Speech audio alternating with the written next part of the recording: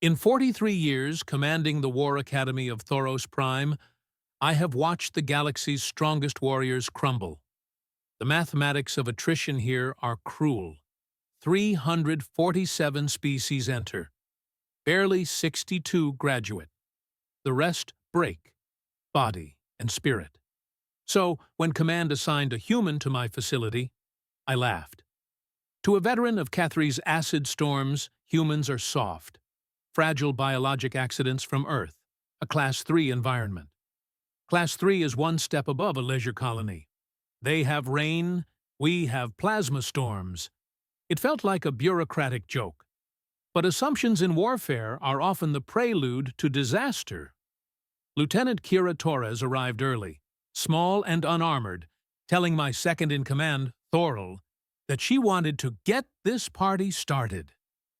Thoril, a Greenock built like a siege engine, was baffled.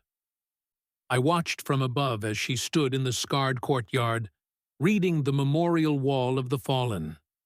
She didn't tremble. She smiled, a private, knowing expression that unsettled the dust of the arena. I decided to crush that smile personally. Orientation Room 7 is designed to make giants feel small. Surrounded by hulking Koran brothers and a massive Vrexian named Draos, Torres looked insignificant. I told them their pain belonged to me. I singled her out, mocking her soft flesh and peaceful homeworld. Humans do not last here, I declared. She met my gaze, eyes dark and calm. Then why am I still standing, General? The audacity was breathtaking. We struck a deal. Survive 1 week without quitting, and I would apologize. I gave her 3 days. Maximum. Dawn on Thoros Prime bleeds into the sky. A violent orange warning. We began with the gravity gauntlet. At 1.2 standard gravity, the recruits moved fluently. At 1.6, the heavy worlders began to sweat. Torres was compensating, her movements efficient, fighting physics with sheer will. At 1.8, she stopped to help a struggling Peleran scout. At 2.0, a pressure that turns cartilage to paste, the mighty Vrexian collapsed. Torres dropped to one knee, shaking, sweat carving rivers through the dust on her face. Then, defying biology, she stood. She looked up at my observation deck and gave a thumbs up. My confusion began to curdle into curiosity. The environmental chamber brought the real test. Class 7 hostility, sub-zero freeze, thin air. The goal was survival. Draos, the Vrexian, succumbed to the cold, his tropical physiology failing.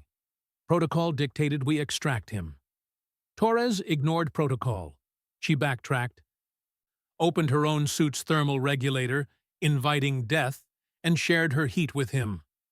Leave no one behind, she later explained, teeth chattering in decontamination.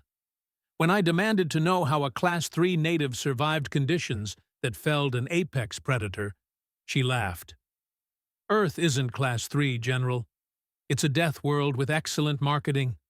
We have tornadoes, earthquakes, predators.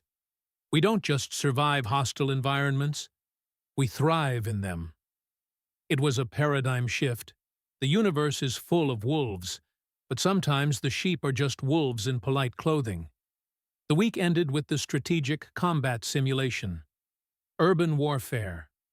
The others used brute force. Torres used a ghost. She cut the power, plunging the arena into darkness. Then, she lit a massive fire at the west gate. As the enemy converged on the flame, moths to the slaughter, she slipped through the east window, smoke-cloaked and silent. She extracted the hostages in record time. Sun Tzu, she told me, all warfare is based on deception. A 2,500-year-old human philosopher teaching us new tricks. I stood before her at the debriefing. The recruits, once skeptical, now looked at her with awe. I owed a debt. I was spectacularly wrong, I admitted. She grinned, that same infuriating, confident smile. She confessed that humans downplay their resilience for diplomacy. No one signs treaties with the monsters from a death world. As she walked away, ready for week 2, I realized the galaxy's classification database was dangerously obsolete. I had expected a victim. I found a warrior. Humans don't just last.